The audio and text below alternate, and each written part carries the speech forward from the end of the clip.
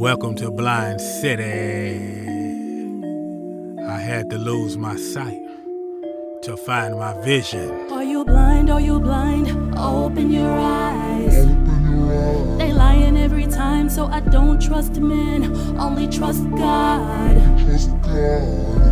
I had to lose my sight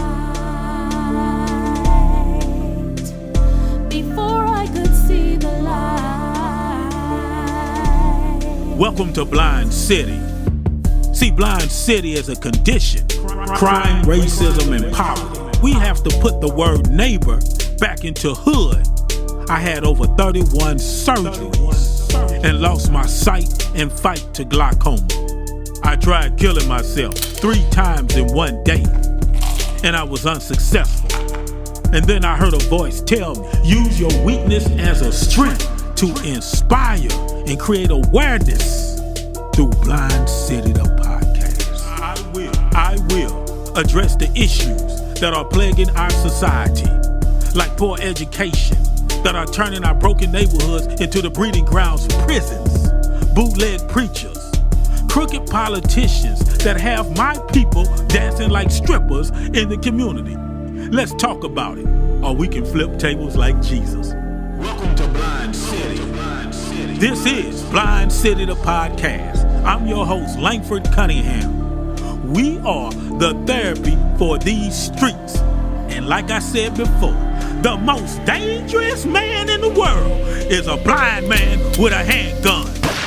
Welcome to Blind City, the podcast.com. I'm your host, Langford Cunningham.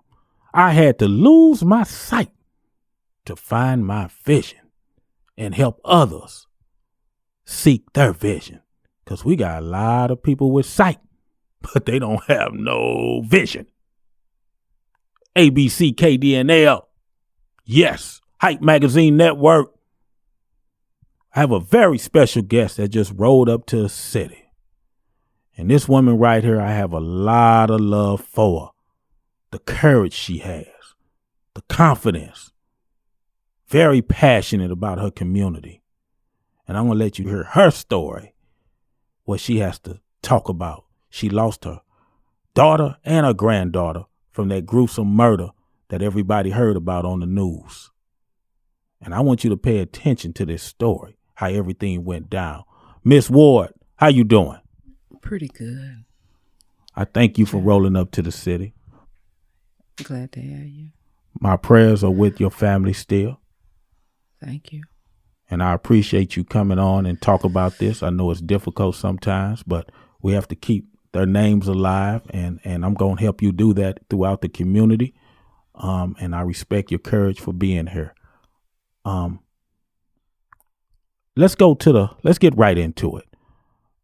You were picking your daughter up sometimes and taking her to work, correct? Yes, I was. She was without a car at the time. So I went to pick her up as normal, and I blew the horn, and she normally come to the window, and she didn't. So I had keys to her apartment, and I went in, and that's when I discovered her and my grandbaby in bed, tied up. My grandbaby, I couldn't really recognize that she had passed, but my daughter I knew. And I ran up out of the apartment, and it's just been one day at a time trying to deal with it. I have my times when I just break down, and I think with him and the good Lord, it kind of sweets me back up and make me be strong, but I tell you, it's mind blowing. And let's let the people know their names. My daughter's name was Terry Bankhead, and my granddaughter's name was Denila Edwards. My daughter was 27, and my grandbaby was 8. And now the suspect has been caught, correct? Yes. But you have a story with this suspect, because as you ran at the house in shock. Right. You ran it? Yeah, I encountered him. Yeah, you ran into him. Right. And tell the people what happened. And I'm hollering and screaming, and when I first came up, I didn't notice that her TVs was sitting outside on the porch. So in the process of me looking around and hollering and screaming, I seen him from the side, and I asked him, I say, he asked me, he said, what's wrong? What's wrong? I was like, what do you mean wrong? I say, I just found my daughter and my grandbaby up here dead. I said, you don't see these televisions? He was like, no, I don't see no TVs. And I'm studying shock, and I noticed he was just standing there with a devious look, just looking at me. And he had really come back to himself, and that's when he asked me, you want me to call the police? Wait a minute. So let's get right to it. Mm-hmm. So you're in shock. You come out, and you look around, and you see this gentleman. Right. And he's sitting there watching you hysterical. Yes. And you're looking at him like, not knowing he's the killer, but you had a strange feeling that he might have been. Yes. After so many minutes of him just standing there, just looking at me. And then he come out of it. He was like, you want me to call the police? I'm like, it's you. Because I know my daughter, me and her is close. She wasn't dating anyone new. Only thing she did was go to work and come home. And that was it. So I just had that feeling it was him. So who did call the police? His grandmother. His grandmother. Right. But he offered to call the police. Yes. He knocked on the door and told his grandmother, call the police, because the lady said her baby and the granddaughter and her daughter is up there dead. So the murderer was there to assist you. Yes. But you had a funny feeling like this is strange. Yeah. Then he goes to the grandmother door, because I guess they all lived in the same apartment building. Right. And he knocked on the door and told his grandmother to call the police. Right. And he stood there and waited. Yes. Well, one thing, the police came so quickly that he couldn't go nowhere, because their procedure is when they come up on the scene, a police cover everybody that's on the scene, so we couldn't move. So they came like the SWAT team. They came like, I tell you, I told them I'm so glad, because normally I have called the police and it takes them some time. But Lord, they were there that time, because there's no telling what could have happened, because what I was told, he left the weapon up there too. He couldn't go back up. So putting it all together, and you say there were TVs out on the porch. So you're telling me this guy, it was a robbery? I don't know if he was trying to stage a robbery or make it look like a robbery, but her TVs were down on the back porch by their back door. Now, did your daughter have any run-ins with this guy in this building? No. She said he did approach her one day, and I guess he tried to come on to her, and she asked him how old he was. He said 18. She said, I'm 27 years old. I'm a grown woman. And she said that's the only encounter she had with him. And he wasn't supposed to be living there. Katie Dalton, how you doing with Crime Victim Center? How you doing? Good. How are you?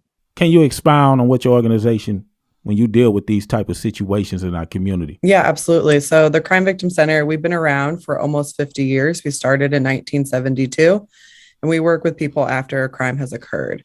So our mission statement is to empower people impacted by crime to move from crisis to resiliency. And so we do that we have victim advocacy. So we have victim advocates that work within the system, such as the police departments and the courthouses, as well as community-based advocates. Then we also have trauma-focused counseling and grief counseling for those who have lost loved ones to homicide. And then we also have legal assistance available for victims of domestic violence. And then community outreach is our fourth program. So we do a little bit of everything. And like I said, unfortunately, we work with people after a crime has occurred. Now, Ms. Dalton, we just had a young girl killed the other day over there in the Ville neighborhood area. Yeah. You and I were talking before the show. She went by the name of Lady Slime. She was a rapper off YouTube, and they found her dead. I think it was about 4:30 p.m. Multiple shots. Yeah. So this is going on in our community every day. Yeah. Daytime, nighttime. The murders are happening every day, and the community seems like it's numb to it. Miss Ward, how has the community responded to your situation? Well, I had a whole lot of outreach. I have a whole lot of phone calls and support. And I'm glad for that, but it's much more that need to be done, and especially with our people. What you mean by that when you say our people? Well, because I live South St. Louis, and the number of young men that's out on the street is just mind-blowing, and they don't have anything to do, nowhere to go. It's like they don't have any kind of support. I mean, this is all day long. You actually can't catch the bus because these young men are occupying the bus stops. They're just sitting around, and like I say, I don't have no ill feeling for all young men. I feel for them, but that one I do, because some of them are still good, but they have nobody to go to or no help. Amazing. And it's just, you scared of them, because when I grew up, young men didn't do the things that they do now. I didn't have to worry about whether a young man was going to hurt me, but now I am.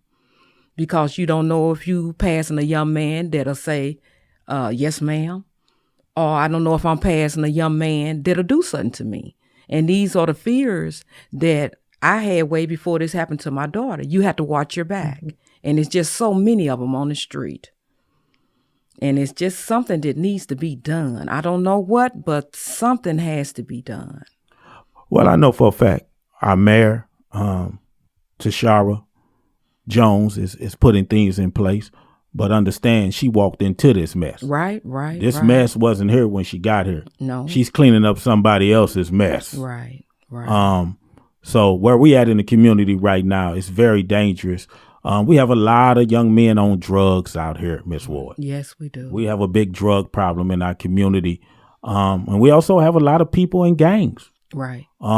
It's a lot of vigilante murders going on in our city. Young women are setting some of these young men up to get robbed and murdered. Right. And vice versa. Yes. Now they did catch your suspect. Right. That's good. Right. That's good. You know his name? No, I don't. I don't even really want to say it. And when they say his name, I just block it out. I understand. So. Okay. Well, at least your suspect was caught, because I'm tired of the news when I hear it. No suspect, no suspect, no suspect. I didn't heard that all year. Right. No suspect. But anyway, we're going to take a break. We're going to come right back. Miss Ward has been having help by another organization, Centers Hope for Peace, or Center Hopes and Peace. And we're going to talk with Queen. She's out there in the community, also with Katie Dalton with Crime Victim Center. They're out here trying to make a difference in our community and support these victims of murder and their families and trying to make a change. I'm Langford Cunningham. This Blind City, the podcast, ABC 30. But there needs to be outrage. Not just when the police is whooping out. Too many homicides. Too many suicides. But let the police come inside our community and shoot one of these kids. Oh, the drums come out, the parade, the break dancing. And over the course of the next 6 months, my son tried to kill himself 6 different times. He was in the hospital as an inpatient. And 6 months later, I lost my son to suicide. But when we kill each other or lose one of our kids, or kids that may not be African American, there's no outrage for these children. And you wonder why these kids don't feel accepted. Check out Blind City, the podcast on ABC 30. You can catch us 2:30 a.m. Monday morning. Blind City, the podcast. It's headed up by a guy named Langford Cunningham. He had to lose his sight to find his vision. Hey y'all, this is Tashara Jones, Mayor of the City of St. Louis, and I listen to Blind City, the podcast. Watch us on ABC 30, 2:30 a.m. Monday morning. BlindCityThePodcast.com.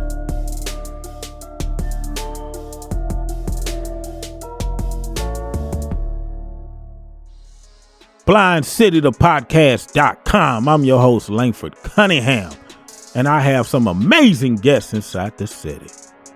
Queen just rolled up to the city. Her organization, the Center for Hope and Peace. And we also have Miss Dalton, the Crime Victim Center.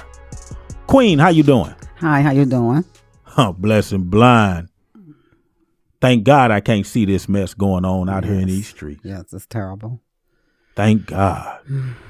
Let me thank you because I reached out to you and you listened to me, and you're the reason why Miss Ward is here. No problem. And we're going to help her through this tragedy. Yes. And hopefully we can turn it into triumph. She can get out here and inspire other women and tell her daughter's story to keep their name alive, and her granddaughter. Yes. Tell the people about your organization. The Center of Hope and Peace was founded in 2014 with the community after the death of Michael Brown. It was, as you know, it was a mess out there in Ferguson. And my daughter and my son and my grandchildren live over there. So I live in Florissant, so I had to immediately go and make sure they were okay. I was down there the day when Michael Brown got killed in Ferguson, out at the Chinaman. And I saw the disrupt and the crazy, all the polices, and I immediately got on the phone and called one of my co-workers in Rolla, Missouri, Phelps County, NAACP President Mary Pulley. And we started working on the ground ever since. We came up, we started working with Brother Shaheed, David Royal. David Royal was one of the ones who called Brother Shaheed up. And we all immediately, as a community, started working together, trying to save our babies off these streets and the murdering. And it's just been one day, it's just been horrible. I have never in my life, since I've been born, seen so many murders. 2020 and 21, it's sad. It's getting worse. You're absolutely right. You're absolutely right. It's getting worse. Mm-hmm. It's getting worse. We're seeing more hearses than we're seeing kids graduate out of high school. Yes. So I've been an advocate for this, but we have a lot of problems. And I look at some of these politicians that have been in office for 10 or 15 years. Mm. What have they really done? Most of them haven't done anything for the community.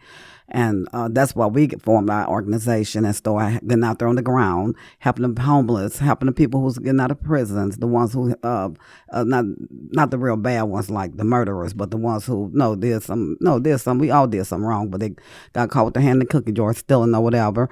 And we try to help them get a job. And, we have shelters and transitional housing and safe houses for women. So we immediately started, and we fund everything ourselves, the community. Katie Dalton, it seems like your organizations are out there in the streets. Mm-hmm. It seems like you're doing the work that Jesus did. Why are these churches are not following up? Now, we have some pastors in the community, but all the churches that are in the Black community, where are they at? Absolutely. Yeah, I think you're right. I think there are some clergy for sure that are, trying to have an active approach in this. I think that a lot of crime, people, especially when we're talking about domestic violence and homicides around domestic violence, there's still this very much of a victim. We're still in a very much of a victim blaming society. And, especially in those intimate partner and like family crimes, it's like, it's a family issue. And so family needs to deal with it. And I think that piece is where some people tend to get stuck. What you think, Queen? Where are the churches at? And now we got mega churches sitting in the community. Yes. But where are the mega people in the community that try to come out here and do what your organizations are doing? Feed the homeless. Yes, they're about money. They're not about the families like they used to be. You can go to the church and get food, get your bill paid, your rent, whatever. They used to have them in the community. We used to have rent parties back in the 70s. I don't know if you remember that because you look young. But I remember my mother and them used to give rent parties to people who couldn't pay their rent. The community stuck together back then, and we need to see that unity in our communities again, because now everybody trying to keep up with the Joneses. The kids are on these games these bad San Andreas, all these bad Video games. games you're Video talking games, about. yes. Right. And they need to stop putting those games down and start playing basketball like they used to, start playing hopscotch, start playing these old games. I mean the kids are getting lazy and the parents are working or in jail. And I see it every day. I work with these families and it's really sad, and these kids are left alone. Well, we're having a lot of situationships out of these relationships, and it's creating dysfunction. There's a lot of malfunction in lovemaking. A lot of wrong choices people are laying down in the bed with. They're making the wrong choice. And we have etiquette classes trying to teach the young ladies how to be ladies. We have, and then one of the pastors, Pastor Lloyd, he have a suits and tie program for the young men, and the Center of Hope and Peace have the etiquette classes for the ladies. So so it's some pastors out here that still compassionate about our community, but the majority of I used to go to a beautiful church, but when I told them about Michael Brown, they knew I was out there on the ground. They promised to bring. They asked me, what do you need? We had a building, a shell. We needed a generator. I had the young men cleaning the building out. We put those men to work. Those young men just need some guidance and love and someone who's cared, because those guys I work with, when I first met those guys, they were rioting. They were just getting out of prison. These guys got jobs, homes, and one guy finna get married now. So once they see you, someone care for real, like the churches, like you were saying, the churches should be caring for our babies, and it starts from home. Of course, we know, but most of the time the mother's working 2 jobs because the father's in prison. And a lot of these kids are not in the church. No. There's a disconnect going on. It's a disconnect with the youth, the young black youth and the older black man. There's a major disconnect. Yes, it is. We have to find a bridge to sit down with our youth and talk to our youth. I also say radio programming on the youth hip hop station.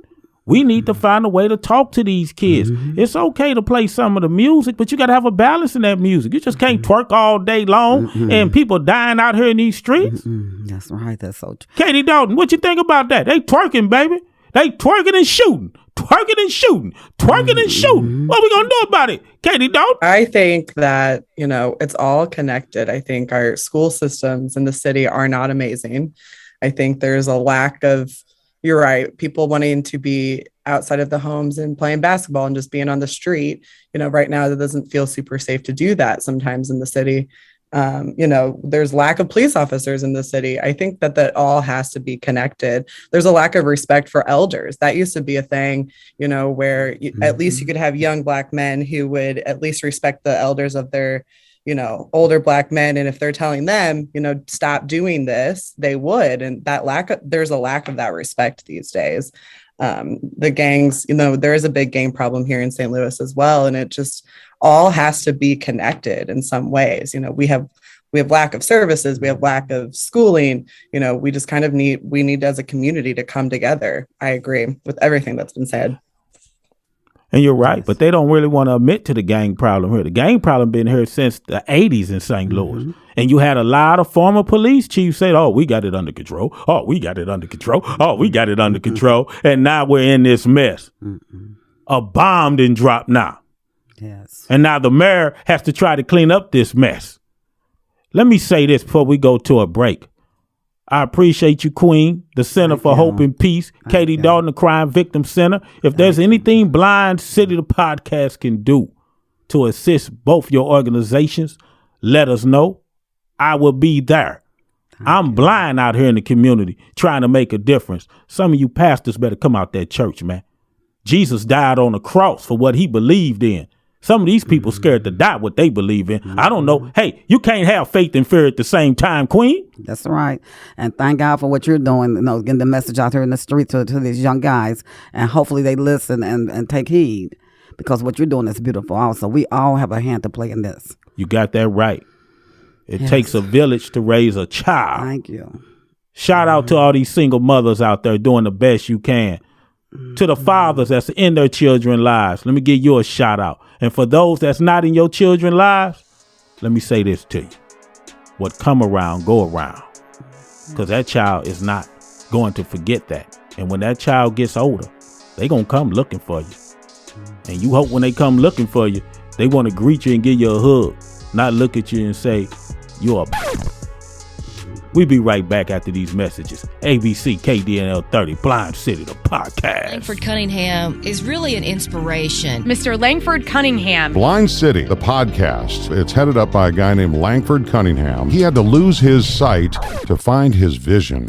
Welcome to Blind City, the podcast. I'm your host, Langford Cunningham. We are the therapy for these streets. Everybody got their ops, everybody got their enemies, but for real, now you don't even got to worry about your enemy. It be, the closest around you. No, this is real. We getting shot by police. We getting stereotyped. We didn't get a proper investigation. Well, definitely, I think it's a bunch of Your car got shot up, right? Yeah, he struck the bullet. Yeah, you from the hood. They just passed a law where you can give a kid a gun without the parents' permission. Wait a minute, they can do what? We got people in power that's not really for the people. They think the people work for them. You work for the people. We got to talk about the disparities in our community. Blind City, the podcast. Watch us on ABC 30, 2:30 a.m. Monday morning, or go to blindcitythepodcast.com. blindcitythepodcast.com. I got Queen inside the city, the Center for Hope and Peace. I have Katie Dalton, Crime Victim Center, advocates, activists inside these streets trying to make a difference.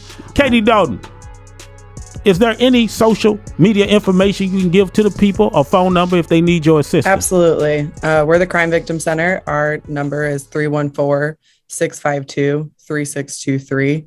Our website is supportvictims.org. And all of our services that we provide are free of charge to the community.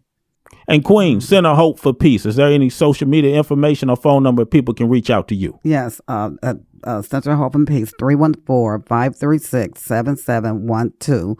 And we also on Facebook, and we have an office located on Pagedale, on Page, 1318 Leroy. That's where our office is located. Let me say this before we depart. I thank both of your organizations for what you're doing out here in these streets. That's one thing Blind City, the podcast, is going to do, is talk to some of the grassroots organizations who are really putting in the work. Because we got a lot of nonprofits up here. They get millions of dollars a year, and all I hear, they passing out turkeys and toys. That's right. Yeah, turkeys and toys. Thank you. That's cool for the moment. But we need the educational system to step up. We need some of these vacant buildings in our community to be revamped and turned into trade schools for these kids. Yes, thank you. That's so true. Turkey ain't bringing no education. Thank you for that. Thank you for putting that out there. That's what we need, some more buildings to house the homeless. And there shouldn't be no homeless, all these vacant buildings out here. That's right. BlindCityThePodcast.com. Hype Magazine Network, 8 p.m. on Roku. Also, check out Blind City, the podcast on ABC 30. You better stay woke. It's too much violence going on to be sleep. You can catch us 2:30 a.m. Monday morning. And if you do fall asleep, because it seems like the city is asleep to these murders, you can press record on your DVR. BlindCityThePodcast.com.